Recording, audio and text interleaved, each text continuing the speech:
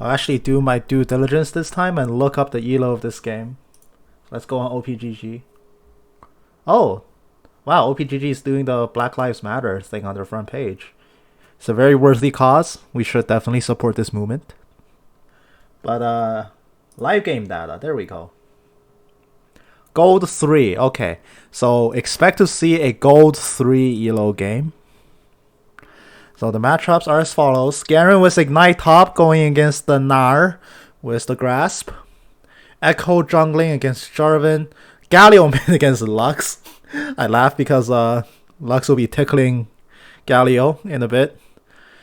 Also accurate to lore, maybe? I don't know. Actually, no. It makes sense for them to be on the same team. MF Bard against Kalista and the Cow. So let's get into it.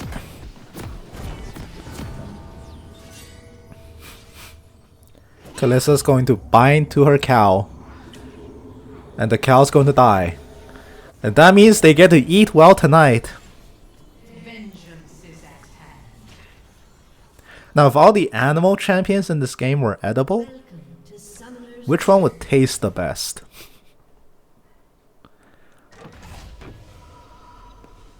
Probably Alistar, right? Because everybody loves beef. If there was like a... There was maybe like a pig champion. Sejuani doesn't count, because Sejuani is not the boar. But we could say like Bristles might taste... I don't think Bristles would taste... Bristles lives in Frigor. That's got to be like perpetual fridge burn, right? On the Bristles meat. I'd imagine the boar meat wouldn't be that tender to eat. If all the animal champions in this game were edible, who would taste the best? I don't actually know. But it's 1:20. We're going to get into the game. I've just come up from dinner, and I've noticed that if I cast too much right after eating dinner, I usually don't feel well after doing that. So I'll try to dial it down a bit, not go as wild as I usually want to go. But for the most part, it's pretty... Like, I don't like being loud or like casting animal style. It's just not for me. I like more reserved level of casting, which also means compared to more hype casters, I have pretty low energy level in general. But oh, the Bard lands a stun, but the beautiful two-man Paul is going to try to stave it off, but the Ren has already been committed. Alistar flashes forward, and that's going to get the Misfortune heal out as well. So many summoners lost spot, but no casualties. Jarvan coming in for that level 2 gank. Galio gets bound up in place, and Lux going to take the first blood. Very explosive series of actions, but mid lane works out here for the red team. But that's what I was saying. I don't prefer high energy casting as much. I do like responding to the moment, so I do tend to like lose my mind and start screaming in the middle of team fights. But while there's relatively little action and I'm not casting just based on pure inertia, it's hard for me to actually keep myself talking. Kalista takes a little bit too much, but the minion's not going to finish her off. Lux was engaged on the mid, was all by the Galio, and that's going to cost all of her summoners. She is alive though. Jarvan is going to encounter the Echo, but Echo blinks backwards, and he's going to come back with the parallel convergence, but he's not stunned up. Jarvan is squarely losing this trade, and Red Buff is taking on him. One more hit will do it, and there's the phase dive. Echo gets that solo kill onto the Jarvan, which is disastrous for Red Team's jungler. And the Gnar, he doesn't even realize that fight was going on. He's still overstaying very deep and extended. Lux is in trouble as well at mid lane. The Echo finally gets forced back, but he lost his flash in the process. Lux survives, albeit with like 2 health. And by the way, I forgot to do this. Let's bring up the scoreboard, shall we?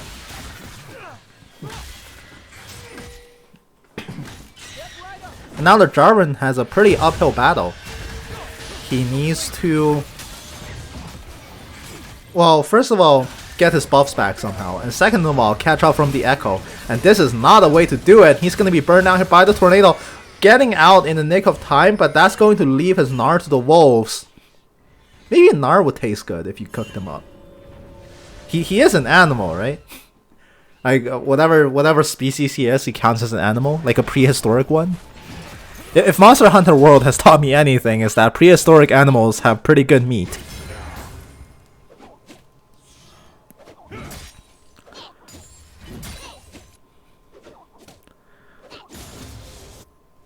In fact, how do people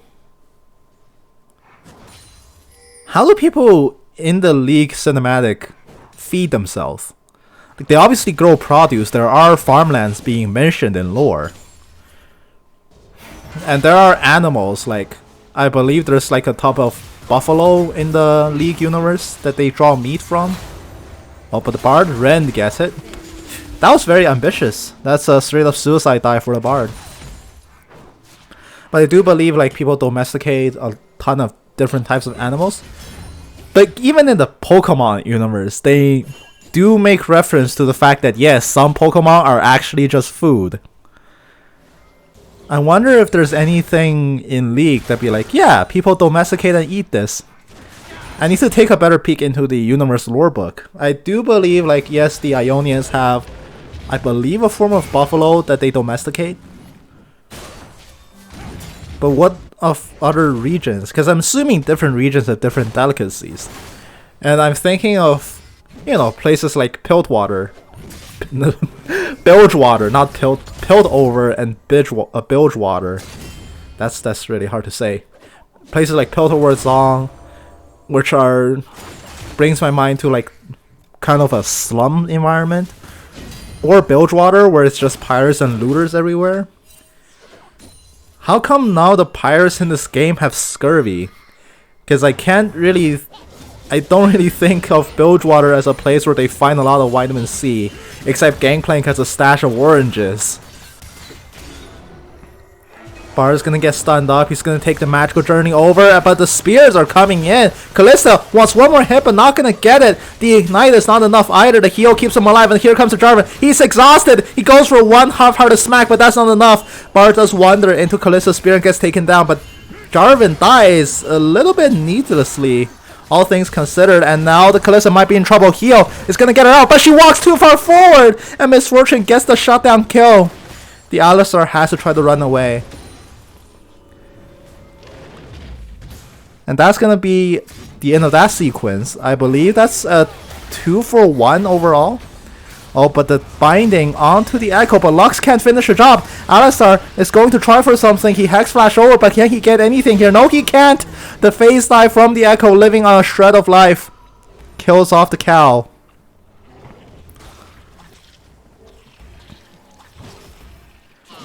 Because even in the... Yeah, because I was saying, even in the Pokemon universe, they straight up admit, yeah, we eat Pokemon. Like, yes, where else do you think we get our meat if all the animals are capturable in balls and trained for battle? I believe in Gen 4, Canalip City, in the Canalip libraries, there are mentions of a man who...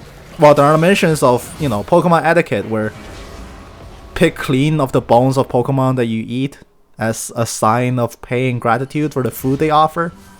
So yeah, people eat Pokemon. Like, it's kind of childhood ruining to realize that. I'm surprised they even put that reference into a mainline Pokemon game. There's also mention of, you know, obviously, in Generation 2, Team Rocket selling Slowpoke tails. And funnily enough, in Generation 6, Pokemon X and Y, if you go to a restaurant and do battles there, they literally serve you Slowpoke tails. So, you know, Pokemon sources do in fact source meat from Team Rocket. But here comes another trade. Misfortune gonna get jumped down.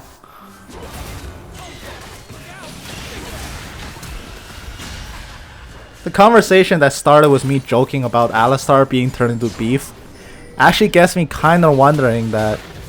Well, I'm sure the records of this exist because I faintly remember reading about it. But what references are actually made in the game about... Oh wait, Misfortune actually got that kill on the Lux? That's interesting, but she's gonna be immediately killed off here by the cow. Kalista's going forward with the spears. Can she find the Ren? She does find it, but it's not enough damage, and now she's being abandoned. Alistar has to try to run. Bark's gonna flash forward. The autos are chasing him. The Meep slow is there.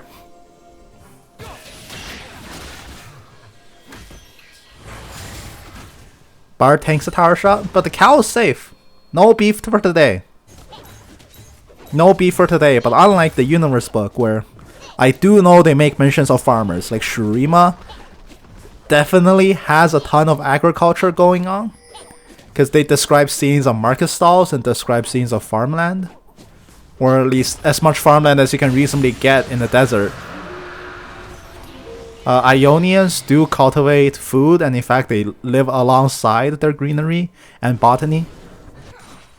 Demacia is weird, because clearly Damascians have to eat. Where the hell do they get their food from? Like, what kind of creatures do they tame? If it's just normal cattle or normal pigs, I'd be so disappointed. This is a world where Poros exist as like this cute, adorable creature. Oh my god, do people in the Freyr eat Poros? Oh. Okay. Sure. Let's try following that line of logic. If Poros are edible, then Braum is vegan. What is the average caloric contents of a Poro? It just seems like it's 90% fur. Lux has to try to get away from the Galio here. The Lucent Singularity will try to slow him down. And Galio will die to the Jarvan. Garen walks all the way down, but he's not gonna find a kill. Lux is already gone. There's no brother on sister action here. No, I shouldn't say that. But right now, red team has a slight gold lead. And Misfortune is gonna bullet time to kill off 5 minions to try to continue the siege. But I don't think she can, because Kalista's already made it back to lane. Garen is spinning on the Gnar. He has to try to walk away.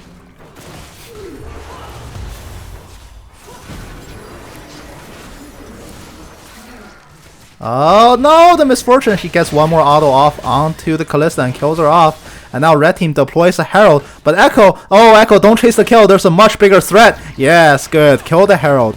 But this is a wasted Herald here by the red team. Yep, it's not going to get a charge off. Just immediately killed off. They poked it in the eye twice, and that's going to be it for him. Gnar is going to try to get lifesteal proc off, but Garen is chasing up. Alistar is clearing a ward in the pit. Pings are coming down. They know that Echo is at red team's red buff. And also, yes, I'm reminded of the short story A Good Hunt from the Universe Lorebook, where it details a bunch of huntsmen from the Winter's Claw tribe going out on a hunt that actually killed people. So yeah, like, people in Freyr do hunt for their food. But surely some people eat Poros, right? Because it seems like hunting is a dangerous game for people outside of the Winter's Claw, which is a tribe made up of really balls tough warriors that pretty much exist in the kill or be killed society. For them, yeah, it makes sense to hunt some of the most dangerous Freyorian beasts, like the Alnuks and whatnot, to try to get their meat. But what if it's like a more peaceful or more domesticated tribe like Avarosa? If their huntsmen aren't cutting it, do they actually just eat Poros? I need to know this now. There's gonna be a tower dive and bot lane for blue team gonna be killed off here. 2 for 0. Jarvan actually has a gank that works out here. Lux is pretty low in mid lane. Galio is slowly getting up there. Echo's gonna ping out Galio ultimate, which is ready. And Galio's like, yeah buddy, I gotcha, go dive. And Echo's coming in for this 1v3. It's a heroic effort. If he makes it happen, will the hero's entrance be enough? Galio's in range. He's sending out the bat signal. He's coming down, but the punch goes way wide. It doesn't matter because Echo finds a kill. Kalista panic recalling, but she's going to be found here. No escape for her. Galio finds the cleanup. 2 for 0 on the back end. So overall, it's an even trade. But blue team loses more plates here. And as plates go away, that is now income that will no longer be found on the map.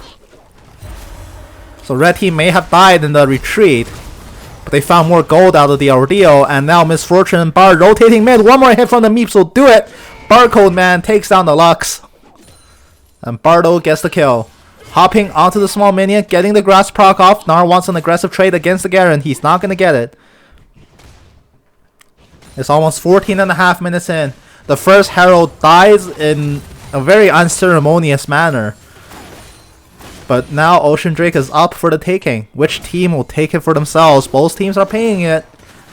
One in the chat, one on the map. Here comes Asar. Beautiful setup with the 2-man pulverize and the Jarvan flag and drag. Gonna lock up the Misfortune, but immediately takes down the wall. She doesn't matter. She drops dead anyway. But the Kalista has been stunned up. The Echo's running away at the speed of sound. And now Jarvan coming in for the Bard. Bard is being pincered. Headbutt Paul going to knock him up. Bard is going to drop to the Jarvan. Now Ocean Drake is next on the chopping block. 4 members of red team strong. They are going for this. Echo wants to counter push, but there's no wave here anymore. They want to make this fight happen, but they're undermanned. Garen's running down. Gnar has the teleport, but can he make it happen? He is going to channel the teleport to come down. Echo's going to deploy parallel convergence. He's gonna try to make it inside. Kalista's spears, they're stacking up. It's gonna outdamage the smite. They get it, they secure it, and blue team just backs off. Gnar commits his teleport. Doesn't really matter because Garen doesn't have one. And in fact, for a top laner with Ignite, he's actually lost that lane, which sucks for a top laner with Ignite. He does get that valuable shutdown onto the Jarvan, securing himself a shutdown bounty. But he doesn't have Triforce done. He's so far away from the Triforce. Bard's going to clear away a few wards, leaving 2 zombies behind. Gnar's going to hop forward. The boomerang is going to land the slope, but the laser goes wide. And one more hit will proc the hyper on the Gnar, and that will kill off the Misfortune. Top laner killing the ADC. And now the push at mid lane is coming down. Herald 2 is up, but will either team go for it here? They have run out of minions, but Gnar still wants to demolish. Will it cost him his life for it though? He flashes, still in the parallel convergence. That's a 2-second stun, and he gets nailed in place by the tower. Bard finds a shutdown. Temper Fate onto 2. Galio has arrived to the scene. But do they have the damage to make this happen? He's being CC'd. Kalista's landing spears. He has to flash out. Face Call is going to knock out the Bard, and the Cataclysm puts him in his place. 4-man strong red team will continue their siege. Jarvan is going to walk topside, probably for the Herald, but also probably to stop the Garen. They're going to get this first turret somehow. 17 minutes in, that's first turret. Red pings onto the Herald. They're going for it. Jarvan is going top lane. He stops Garen's siege dead in the water. And the Herald has been, well, not has been secured, but is about to be secured. But it's pretty much a done deal. Blue team is not coming to contest this. Herald 2 will go the way of red team. So let's just hope this deployment will be less disappointing than the last time this happened. So many spears in the Herald, and Kalista's gonna get it. She's going to capture the eye for herself, saying, you know what, Jarvan, you suck at heralding. Let me do it. 17.5 minutes in. The push is coming out for the mid lane.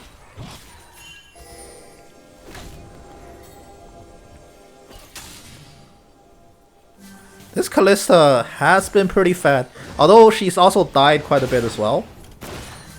It's a pretty undesirable trait for most cores to have roughly equal kills and death. But she's so strong. In fact, she's working on her Rage Blade. And I'm assuming that's a Rage Blade. Misfortune's already finished her Reaver. In fact, let's look at all the items completed. I think Lux is the poorest across the board by far. Lowest CS on a core. The 2 supports don't count. She's getting beat up by a Bard. And the Misfortune coming down for the crits. Lux is easy pickings. There's only boots on Luden's stun at 74 CS. She doesn't have that much to offer. Bard is going to come over. He's going to tunnel over, nails the stun. And now the Jarvan might be in trouble. He is in trouble. The crit from the Misfortune. That's going to be her 7th kill. Suddenly she's found herself a lot of money. And she's now more fed than the Kalista. I thought the Kalista was actually slightly winning in the lane, but now the Gnar, next on the chopping block. Red team is getting caught out one after another. 3 bodies dead for no reason, but the Misfortune gets caught. The flash is not going to do anything for her. Kalista finds one back, but still it's a 1v3 across the board. 1v3, 1-4-3 across the board. Red team is going to try to start this siege, but Echo's on the other side. He's actually coming in, but the headbutt sends him away. He still wants it. He blinks back in, flashing in to try to secure some kills. Temper Fate, it's gonna lock up everybody, but the phase dive is being connected as well. Lux times that binding, times the laser, gets both of them. Instant nuke for the double kill. 3, 4, and 6. Still really poor, but that's some money, you know. Maybe that will buy her more than just an amp tome. That is some welfare check level. In fact, this Galio seems like... I mean, last time I looked at his items, he had a catalyst, 2 rings, and a cloth armor. So he's since upgraded to a rod and an extra set of clothes. But he hasn't really built anything else. Both mid laners this game are quite poor, all things considered. The binding is going to nail on the Garen. The bullet time is coming in, doing absolutely no damage. Garen dies in the front. Kalista kills off the Misfortune in the back. This is a full-on dive in blue team's own base by red team. She's still going. Kalista is still hopping left and right. The spears are going into the bard, but she gets taunted up by the Galio. Can she find the red? No, she cannot. Echo finds that burst, and they lost the Kalista. The Alistar is on such low life. He gets killed off as well by the Echo. Now the Lux gets one back, erases the bard from the face of the earth, and now barrier is popped. The prismatic barrier will be flashed forward to be caught. And now she needs to still try to run. Echo gets the face dive. No, he's being slowed down. He was within pixels of landing it. And now here comes the Gnar. The Gnar goes, his boomerang goes wide, but he's still doing it. The hyper procs are giving him movement speed. He's gonna hop into the convergence, but he doesn't get the stun. One more hit will do it. The binding just barely whiffs, but the hyper boomerang will be enough. Now the Galio, he's all tanking this, but no damage, and he's not even that tanky. He gets slammed into a wall, but the house gets blocked by minions. Gnar will crush him down with his own paws, shattering the statue into pieces. It's 21 minutes in, 21 to 22. The kills and the gold both say it's pretty close, but we know who's winning this game. Red team is in the driving seat despite their low gold lead.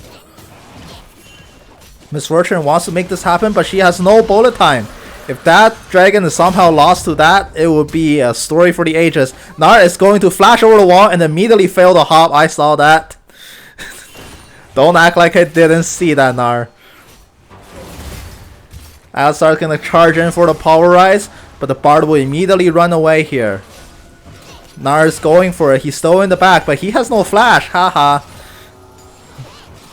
He's zoning 3 members off as mini Gnar. He's gonna get nailed against the wall. Teleport's coming down from the Galio in the back. He might be in a little bit of trouble here. Jarvan is gonna flag and drag forward, but the taunt, the CC, it connects. Gnar dies without anything. Temper Fate is going to lock up the Jarvan. He's in the middle of all 5. He can't get the flag and drag. The silence is there. Misfortune gets 2 kills.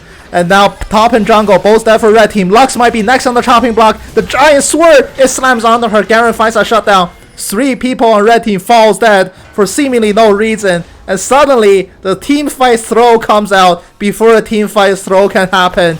Red team might just suddenly lose Baron. Kalista can't do this. No way. This is not a contest. This cannot be happening. They will just die. And now Baron's being melted. It is falling really low. It is going down to 3,000. Kalista's being zoned out the back. They're giving up on this. Blue team gets the secure. Blue team secures Baron and Asher, and they put themselves with a gold lead. They're now all wearing purple, and suddenly the game's momentum just shifts in a massive way. 23 minutes in, we're gonna have blue team holding Baron on all 5 after finding out some amazing pickoffs. That was a series of very bad positioning mistakes from the upper half of red team. Instead of sieging the tower like reasonable people, they just opt to get caught in the jungle.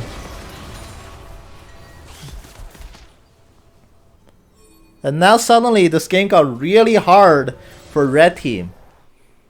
Kalista has her QSS completed, but Misfortune matches that with Infinity Edge. I will say late game Misfortune is probably stronger than the Kalista. Probably being a very loose word, because I'm like 95% sure late game MF just crushes a Kalista, but I don't play either of those champs enough to actually say it for sure.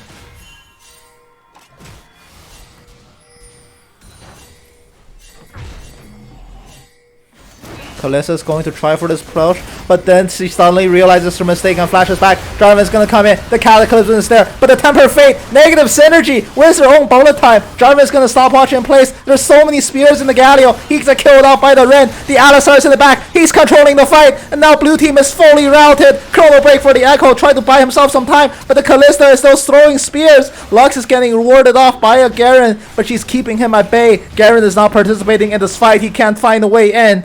Triforce PD, but what good does it do when you can't do it with anything you have because you're not there? They still want the kill. They're chasing for this Echo. Alistar, oh, he's turning around, but there's no help of Paul. Slightly out of range. Teleport is coming down. Blue team, they might be in trouble. Red team wants to continue the siege, but can they do it here? Misfortune is just now respawning, but she's respawning without bullet time.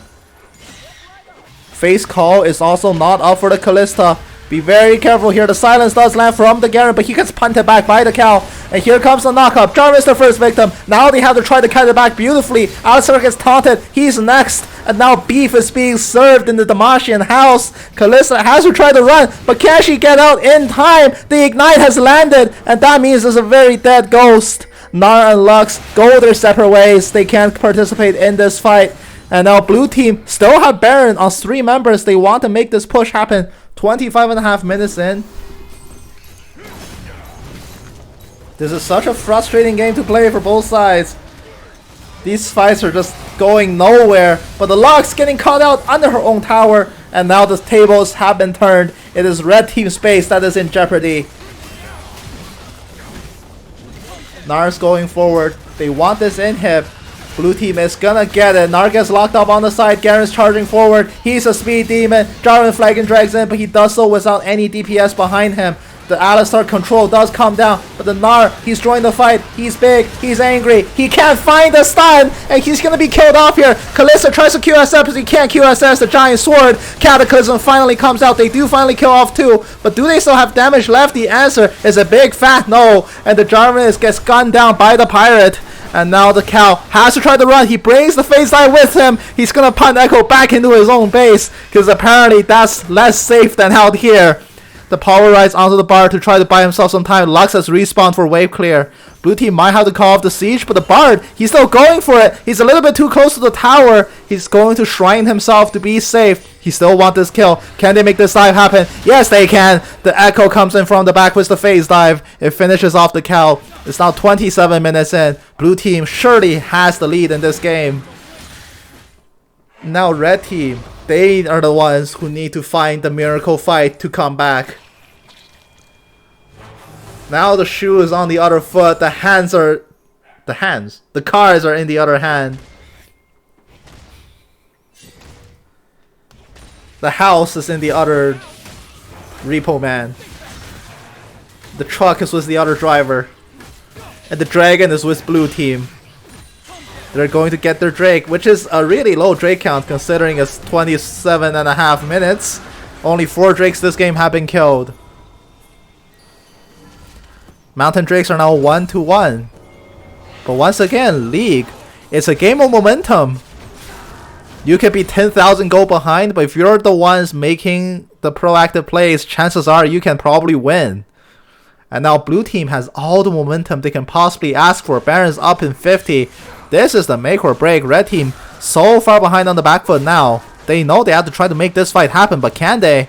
Spears into the red buff. Kalista gets a buff to try to strengthen herself up. She doesn't have Runan's Hurricane. She's quite far from it, in fact. 800 gold short. Oh, never mind. She bought it. I should have checked her gold. This is as strong as this Kalista will get herself. And now this fight all comes down to how much PO they can give to the Kalista. She's the only core on red team that can do damage. Lux outputs a middling amount of burst. And the rest of red team for more or less is just tankiness. But Temper Fate on the back. 3 people gets locked up. And now this might be trouble. Garrett gets onto the Kalista. But the Cow comes out of the face call to save her. The spears are being driven into Garen, but isn't enough to make the kill happen. There's no Rin. She's not pulling the spears. The Galio won't be the first to fall. The Garen gets sniped off in the back as well. And now suddenly, red team may have won this fight. They've only lost to Jarvan. Misfortune, she's on the back. She can't kill the Lux. The barrier will save her in the nick of time. And suddenly it's just the Echo and the Bard remaining. Can they still try to make this happen? Echo is pretty strong. It's still possible. Gnar charges a little bit too far, but is there enough burst to finish him? No, there's not. He's being driven back. Echo has no chrono break. He has to be careful. And now red team, they might look barren. Gnar is very low. He needs to try the regen somewhere, somehow. At least secure the vision around the pit. He's going for a back, but it's very desynchronized. He doesn't have his teleport up. Nope, now he has it. It was almost up.